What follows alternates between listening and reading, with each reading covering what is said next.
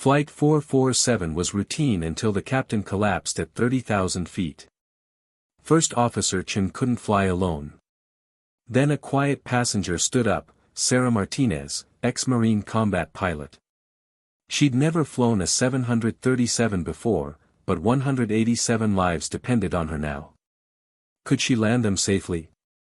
Before you watch full story, comment below from which country are you watching. Don't forget to subscribe for more amazing stories. The morning sun painted golden streaks across the tarmac at Denver International Airport as passengers filed onto United Airlines Flight 447.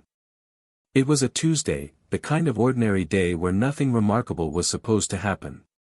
Just another flight, just another routine trip from Denver to Seattle. Among the 187 passengers boarding that morning was Sarah Martinez. She wore faded jeans and a simple gray jacket. Her dark hair was pulled back in a practical ponytail. To anyone watching, she looked like just another traveler. Tired. Quiet. Unremarkable. She settled into seat 12C by the window and pulled out a paperback book. The flight attendant smiled at her. The businessman in seat 12B nodded politely. The young mother across the aisle juggled a fussy toddler.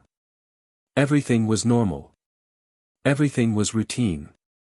Nobody knew that Sarah Martinez was about to save all their lives. Sarah had the kind of tired that settles deep into your bones. The kind that comes from too many sleepless nights. Too many memories you cannot turn off. Too many faces you cannot forget. 3 years ago, she had left the United States Marine Corps after 8 years of service. 2 tours in Afghanistan. Countless missions. More close calls than she cared to remember. She had flown V-22 Osprey aircraft in combat zones. She had landed in firefights. She had brought wounded Marines home. She had done things most people could never imagine. Now she was trying to live a quiet life. Trying to be normal, trying to forget. As the plane taxied toward the runway, the young mother across the aisle noticed something. A tattoo peeking out from under Sarah's sleeve. An eagle, a globe, and an anchor, the symbol of the Marines. "Thank you for your service," the woman said with a genuine smile. Sarah gave her standard response. A polite nod. A small smile. "Just did my job, ma'am." "Were you deployed overseas?" the woman asked. "Afghanistan." 2 tours, Sarah replied, keeping it short. She never volunteered more information. Never mentioned the cockpit, never mentioned the missions that still haunted her dreams. "Wow, that must have been intense," the woman said. "My cousin was in the Marines. He said it was tough but rewarding." "It was both those things," Sarah agreed, then returned to her book. She was good at ending conversations. Good at keeping people at a distance. Good at protecting herself from questions she did not want to answer. The woman went back to her baby. Sarah went back to pretending to read. And that should have been the end of it. Except this was not going to be an ordinary flight. In the cockpit, Captain James Morrison was running through his pre-flight checks. He had been flying commercial aircraft for 23 years. Over 15,000 hours in the air. He had flown through storms and emergencies. He had handled everything the job could throw at him. He was 56 years old. In decent shape. His last medical exam 4 months ago had cleared him without problems. He had a wife named Patricia. 2 grown daughters. A grandson whose pictures he kept in his flight bag. He was planning to retire in 9 years. Maybe by that cabin in Montana he had been dreaming about. He did not know he had less than an hour to live. Next to him sat First Officer Danny Chen. 31 years old. 6 years of commercial flying experience. Good at his job. Competent, professional, but not ready for what was about to happen. Flight 447 took off at exactly 9:15 in the morning. The Boeing 737 climbed smoothly into the clear Colorado sky. The autopilot engaged. Everything was perfect. At 30,000 feet, they leveled off and began their cruise toward Seattle. Captain Morrison settled back in his seat. The flight was going exactly as planned. Then it started. At first, it was just pressure in his chest. Like someone had placed a heavy weight there. Morrison shifted in his seat, trying to get comfortable. Maybe it was something he ate. Maybe that breakfast burrito from the airport had been a mistake. But the pressure grew worse. It became pain. Real pain. His left arm went numb. His jaw started aching. Cold sweat broke out across his forehead. Morrison had done the training. He had sat through the medical seminars. He knew exactly what was happening to him. "Danny," he managed to say, his voice tight with pain. "I need you to take the aircraft." Chen looked over and saw the color draining from his captain's face. Saw the way Morrison was gripping his chest. His own heart started racing. "Sir, are you okay?" "Take the aircraft," Morrison repeated. His voice was weaker now. Then the pain became agony. A crushing weight that felt like his entire chest was collapsing. Morrison tried to reach for the radio. Tried to speak. But his body was not responding anymore. The world started going gray around the edges. Captain James Morrison slumped forward against his harness, unconscious. First Officer Chen grabbed the controls. His training kicked in even as panic threatened to overwhelm him. In 15 seconds, the most experienced person in the cockpit had become dead weight. Chen's mind raced. He needed to get Morrison help. He needed to keep the plane flying. He needed to prepare for an emergency landing. He needed to do 10 things at once with only 2 hands. "Denver Center, United 447, he said into his radio, fighting to keep his voice steady. "We have a medical emergency in the cockpit. Captain is unconscious. Requesting priority handling and medical assistance on landing." The response came back calm and professional. "United 447, Denver Center. Roger. What are your intentions?" What were his intentions? Chen's mind spun. He needed help. He needed another pilot. He could not do this alone. 447 requesting priority vectors to nearest suitable airport, Chen said. "I need to attend to the captain. Aircraft is stable but I need immediate assistance." He jabbed the call button for the senior flight attendant. 3 quick jabs, the emergency signal. Linda Hayes burst through the cockpit door. She had 20 years of experience. She took one look at Morrison and understood immediately. "Medical emergency," Chen said. "Heart attack, I think. I need help. I cannot fly and treat him at the same time." "We have a doctor on board," Hayes said, already checking Morrison's airways. "I will get her up here. You fly the plane." But it was not that simple. Morrison was still strapped in his seat, still leaning against the controls. Chen could not fly properly with a dying man next to him. He needed to move him. But he could not leave the controls unmanned. "I need another pilot," Chen said, and he heard the desperation in his voice. "Linda, make an announcement. Ask if there are any pilots on board. Any pilots at all." Hayes nodded and disappeared into the cabin. Seconds later, her voice came over the PA system. "Ladies and gentlemen, we are experiencing a medical emergency in the cockpit. If there are any pilots on board, any type of pilot, please identify yourselves to a flight attendant immediately. This is an emergency situation." In the cabin, passengers started panicking. Some began crying. Others grabbed their phones. The businessman in 12B went white with fear. But in seat 12C, Sarah Martinez's entire body went still. That particular stillness that comes before action, before the moment when training takes over and everything else falls away. Sarah was already unbuckling her seatbelt. Already standing, already moving toward the front of the cabin with decisive speed. The same speed she had used when scrambling to her aircraft during alert launches in Afghanistan. When every second counted, when lives depended on reaction time. A flight attendant saw her coming and moved to intercept. "Ma'am, I need you to return to your seat." "I am a pilot," Sarah said. Her voice was flat. Hard, carrying a tone of command that made the flight attendant step back. "Marine Corps.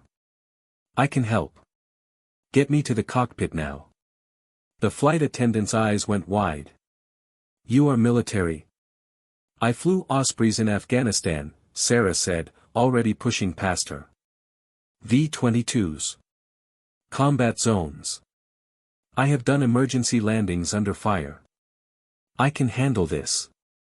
Move. She did not wait for permission. She was already at the cockpit door. Already being pulled inside. The cockpit was chaos. Captain Morrison was slumped in his harness, his skin gray, his breathing shallow.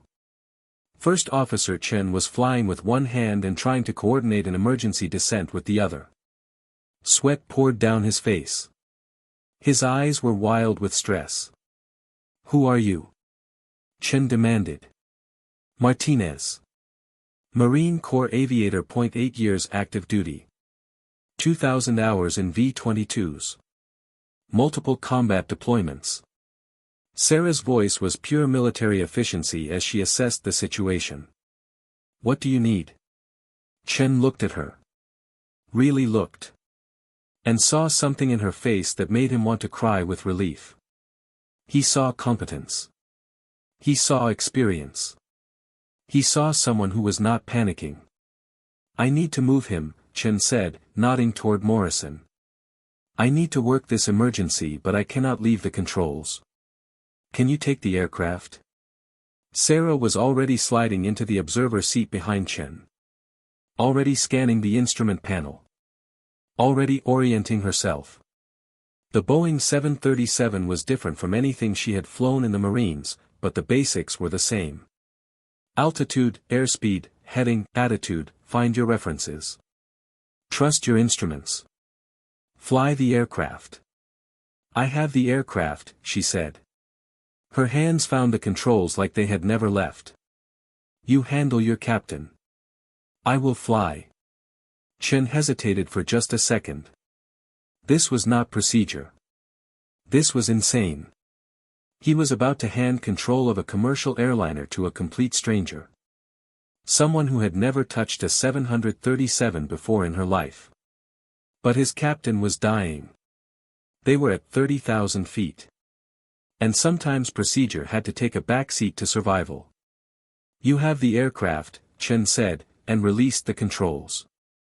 Sarah felt the weight of the aircraft transfer to her hands. Felt the subtle resistance of the control column. Felt the way the plane responded to her input.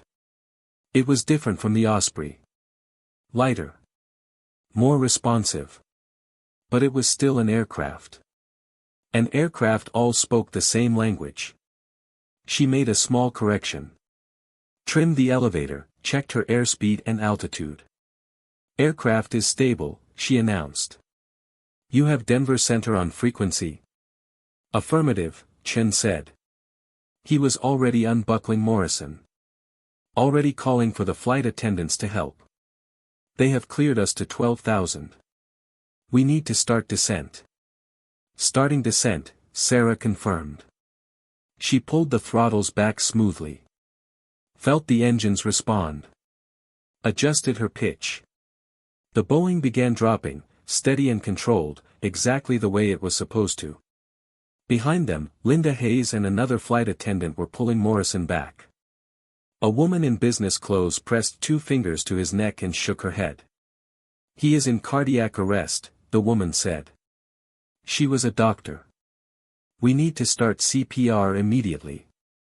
Do we have an AED on board?" "Galley, left side," Hayes said, already moving. The cockpit was getting crowded. Too many people in too small a space. But they managed to drag Morrison back enough that Chen could reclaim his seat. "I am back on instruments," Chen said, sliding into his captain's seat. It was still warm. He tried not to think about that. You okay with the controls? I am fine, Sarah said. And she was. Her hands were steady on the yoke. Her eyes scanned the panel with methodical precision. Airspeed good. Altitude decreasing as planned. Heading steady. Everything was under control except for the dying man being dragged out of the cockpit. United 447, Denver Center, confirm you are descending to 12,000. Chen grabbed his radio. Affirmative, Denver Center. We have had to move the incapacitated pilot. We have another pilot assisting. Former military aviator. There was a pause on the other end. Sarah could imagine the air traffic controller's face. Could imagine them processing this information. United 447, understood. Are you declaring an emergency? Affirmative. Declaring emergency, Chen said. Captain in cardiac arrest receiving medical treatment. Request vectors to nearest airport with medical facilities standing by. 447, Roger. Denver International is your nearest suitable. Turn left heading 270. Descend and maintain 10,000. Emergency equipment will be standing by. Sarah executed the turn, smooth and precise.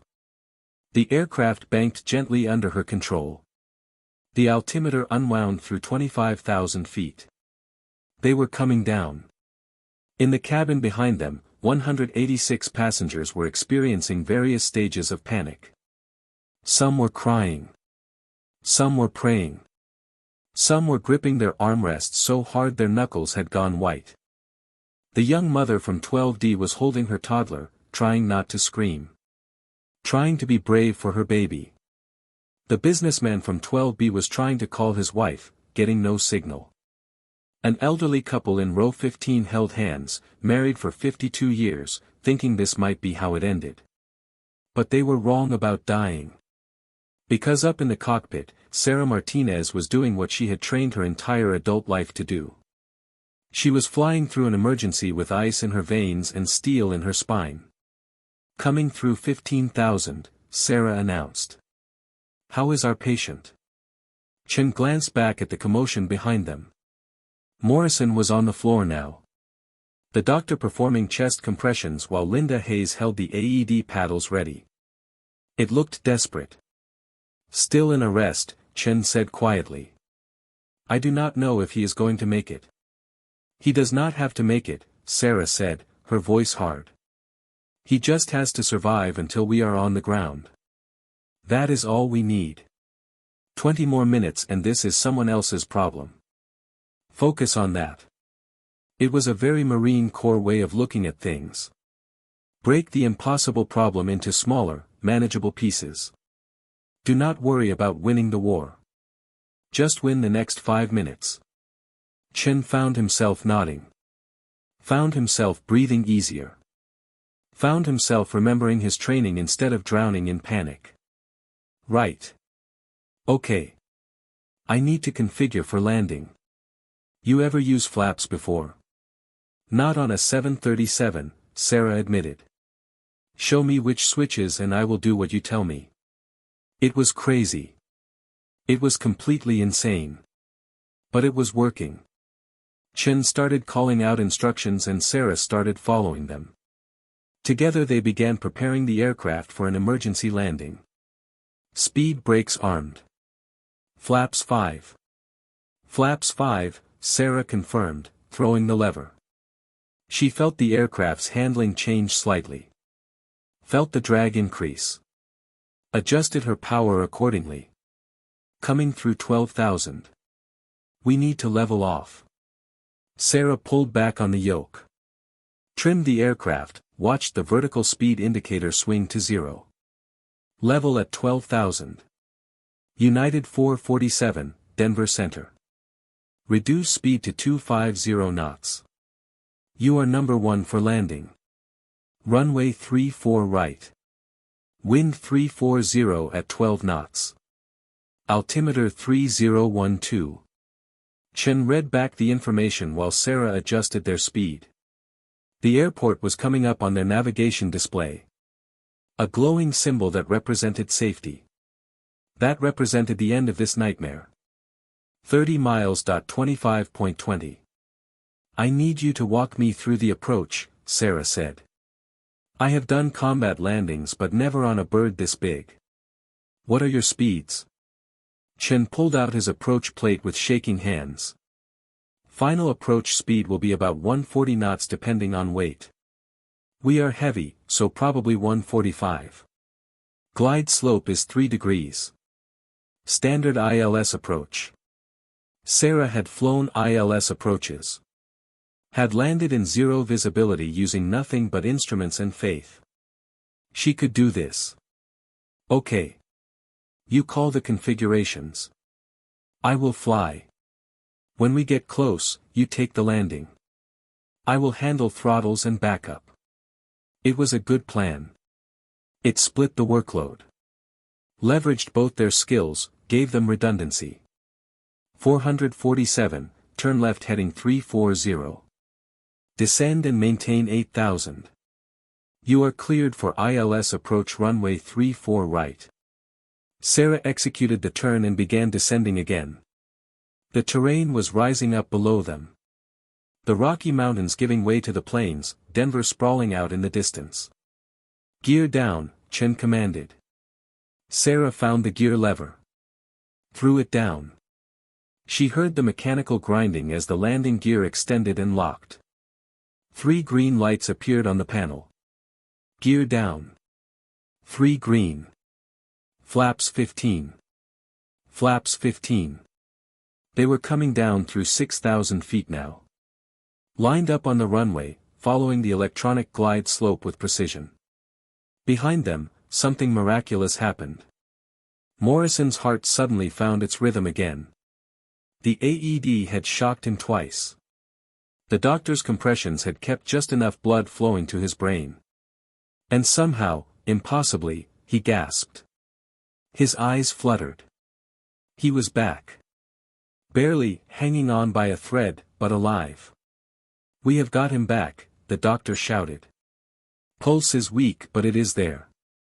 Chen felt tears sting his eyes but he blinked them away. No time for that. Still had to land. Coming up on 3,000 feet, flaps 25. Flaps 25. Sarah watched the runway growing larger in the windscreen. She could see the emergency vehicles already positioned alongside it. Fire trucks and ambulances with their lights flashing, ready for disaster. But there was not going to be a disaster. Not today. Not on her watch. 2,000 feet. Final flaps. Final flaps. 447, you are cleared to land runway 34 right. Wind now 350 at 15 knots. Emergency equipment standing by. Chen took a deep breath and reached for the controls. I have the aircraft. You have the aircraft, Sarah confirmed. But she kept her hands near the yoke, ready to take over if something went wrong. But Chen did not falter. His hands might have been shaking, but his flying was smooth. He brought them over the threshold at exactly the right speed. Exactly the right altitude. The main gear kissed the runway with barely a bump. The nose wheel came down gentle. He deployed the thrust reversers and the aircraft shuddered as the engine screamed, slowing them down, bleeding off speed until they were just another plane taxiing. Except they were not taxiing to a gate. They were being directed to a remote stand where the ambulances could reach them. Where paramedics could get Morrison onto a stretcher and into a hospital, where 187 people could get off and kiss the ground and call their loved ones and say they had survived. Nice landing, Sarah said quietly. Her hands were still on the controls. Her heart rate had not changed. Steady at 60 beats per minute. The same as always. Thanks, Chen said. He was shaking now. The adrenaline crash hitting him all at once. Thank you for everything. I do not know what I would have done if you had not been on board. Sarah did not answer that. Because they both knew what would have happened. Chen would have tried his best. But he could not have done it alone. 187 people would have become statistics. Another tragedy in aviation history. Instead, they were alive. The paramedics took Morrison first, rushing him away with oxygen and 4 lines and urgent radio calls to the trauma center. The doctor who had kept him alive went with them. Her clothes soaked with sweat and someone else's blood. Then came the passengers. Filing off in shocked silence, most of them still not understanding exactly what had happened. Just knowing they had survived something terrible. The young mother stopped as she passed the cockpit. Her toddler asleep on her shoulder now, exhausted from crying. She looked at Sarah with tears streaming down her face. "Thank you," she whispered. "Thank you for your service. For all of it." Sarah nodded, accepting the gratitude the way she always did. With quiet dignity and no unnecessary words. More passengers came. Some thanked her. Some were too shocked to speak. Some did not even know who she was or what she had done. The FAA would want statements. There would be investigations. Interviews, paperwork that would take months to sort through. Chen would be cleared of any wrongdoing because he had followed procedure. Because he had declared an emergency. Because he had done everything right. Sarah would be questioned extensively about her qualifications. Her decision to enter the cockpit, her actions at the controls. But all of that was later. Right now, they were just sitting in the cockpit of a Boeing 737 on the ground in Denver. 2 pilots who had kept an aircraft flying when everything went wrong. 2 people who had met as strangers and saved each other's lives. "What were you flying again?" Chen asked. V-22s. "Yeah," Sarah confirmed. She was finally unbuckling. Finally standing, finally letting the tension drain out of her shoulders. Ospreys, tilt-rotor aircraft, part helicopter, part airplane, all chaos. Combat zones.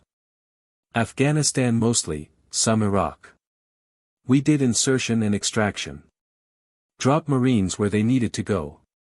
Pick them up when they needed to leave. Sometimes we took fire. Sometimes we brought back wounded. Sometimes things went wrong and we had to figure it out on the fly." She paused. No pun intended. Chen laughed, slightly hysterical.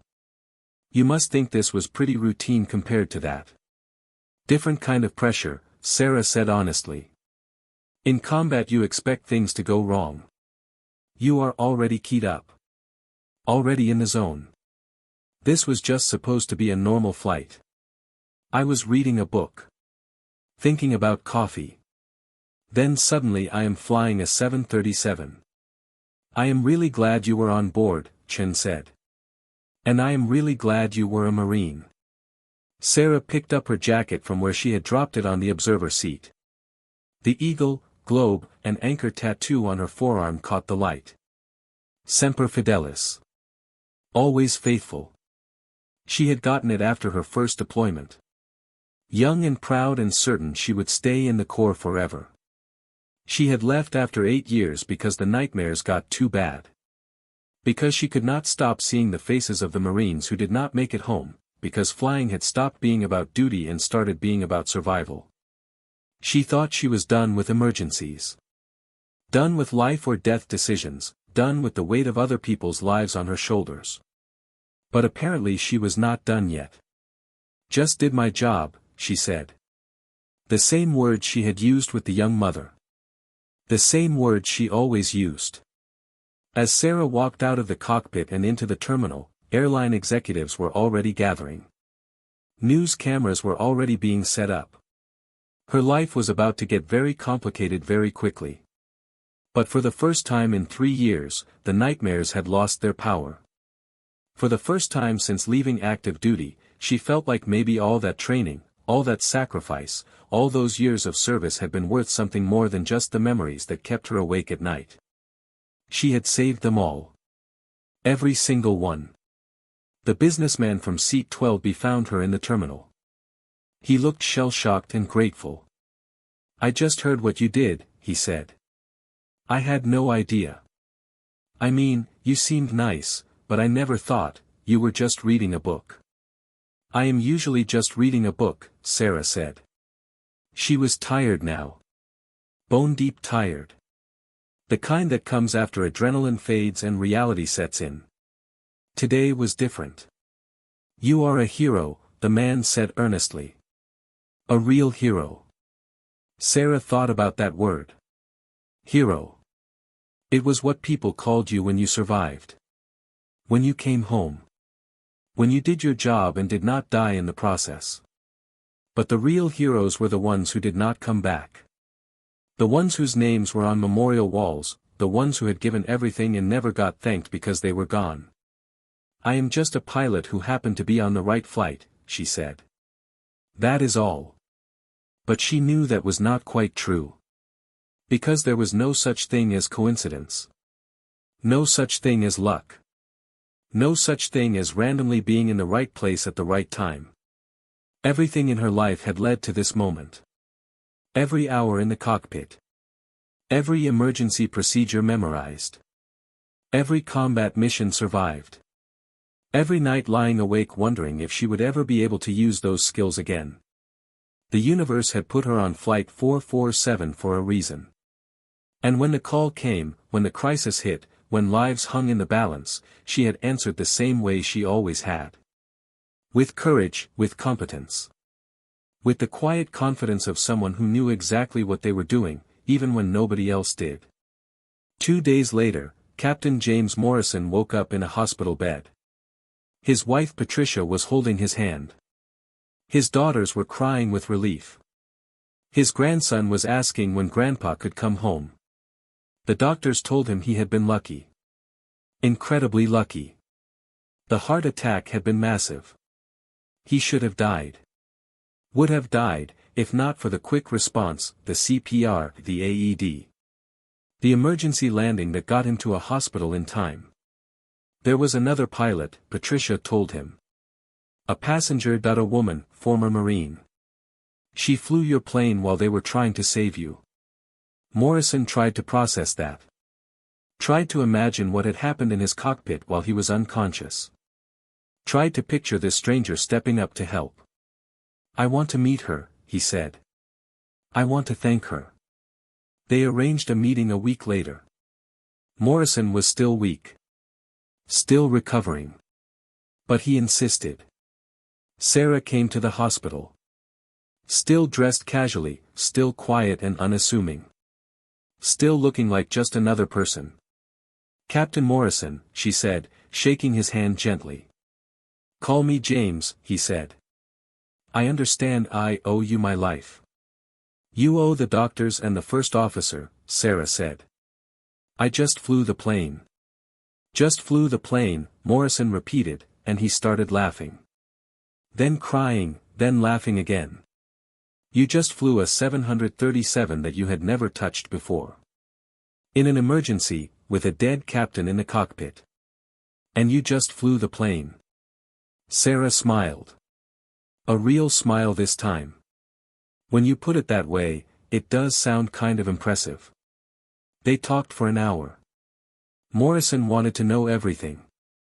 What she had flown in the Marines. How she had handled the controls. What she had been thinking. How she had stayed so calm. "Training," Sarah said simply. "And experience. I have been in worse situations. Not that this was not bad. But I have landed aircraft with holes in them. With engines on fire, with wounded people screaming behind me. This was terrifying in a different way. But I knew I could do it." "Thank you," Morrison said. And his voice broke. "Thank you for saving my life. Thank you for saving all those people. Thank you for being on that plane." "Semper Fidelis," Sarah said softly. Always faithful, even at 30,000 feet. The news media went crazy with the story. Hero Marine saves plane. Miracle at 30,000 feet. Combat Pilot's Emergency Landing. Sarah gave a few interviews. Told her story, tried to downplay her role. But the world was not interested in downplaying. They wanted a hero. They wanted inspiration. They wanted to believe that ordinary people could do extraordinary things. And maybe they were right. The FAA investigated, as they always do. They reviewed the cockpit voice recordings. The flight data, the decisions that were made. In the end, they cleared everyone involved. Chen had followed procedure. Sarah had acted appropriately given the circumstances. The airline praised them both. United Airlines offered Sarah a job. They wanted her to train as a commercial pilot. Fast-track her through their program. She had already proven she could handle their aircraft. Sarah thought about it for a long time. Thought about going back to flying full-time, thought about putting the uniform back on, even if it was a different uniform this time. In the end, she accepted. Not because she needed the job. Not because she wanted fame or recognition. But because Flight 447 had reminded her of something important. She was a pilot. That was who she was. That was what she did. And trying to pretend otherwise, trying to run away from that part of herself, had not made her happy. Had not made the nightmares go away. Had not given her peace. But this? Flying again. Helping people. Using her skills for something good. Maybe that could give her peace. 6 months later, Sarah Martinez walked through Denver International Airport in a crisp new uniform. United Airlines captain stripes on her shoulders. A future ahead of her that looked different than anything she had imagined. As she passed through the terminal, she walked by gate B-17. The gate where Flight 447 had been scheduled that day. There was a plaque there now. A small memorial to what had happened. To the emergency that had ended with everyone walking away. Sarah stopped and read it. Read the names. Captain James Morrison. First Officer Danny Chen. Dr. Rebecca Walsh. Flight Attendant Linda Hayes, and her own name. Captain Sarah Martinez, USMC. A young girl was standing next to her. Maybe 8 years old. Reading the plaque with wide eyes. Did you know them? The girl asked. I was there, Sarah said. Really? The girl's eyes got even wider. What was it like? Sarah thought about how to answer. Thought about all the complicated feelings and fear and adrenaline and training and terror and triumph. It was scary, she said honestly. But everyone did their job. And everyone survived. And that is what matters. I want to be a pilot someday, the girl said.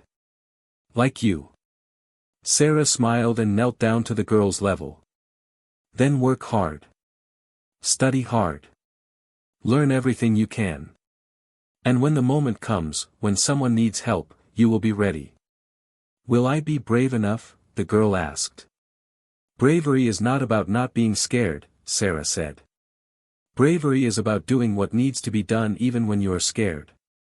Even when it is hard, even when you do not know if you can do it. You do it anyway. The girl nodded solemnly. Then her mother called and she ran off, waving goodbye.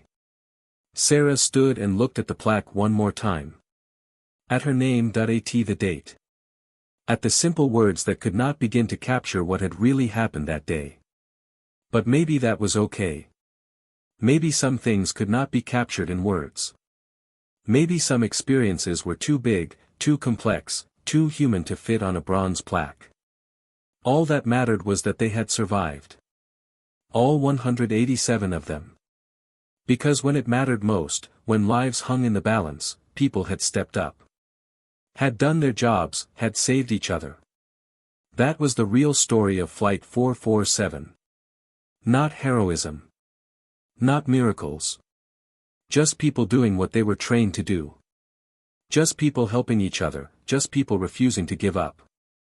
Sarah Martinez walked away from the plaque and headed toward her gate. She had a flight to catch. People to transport, lives to protect. Just another day at the office.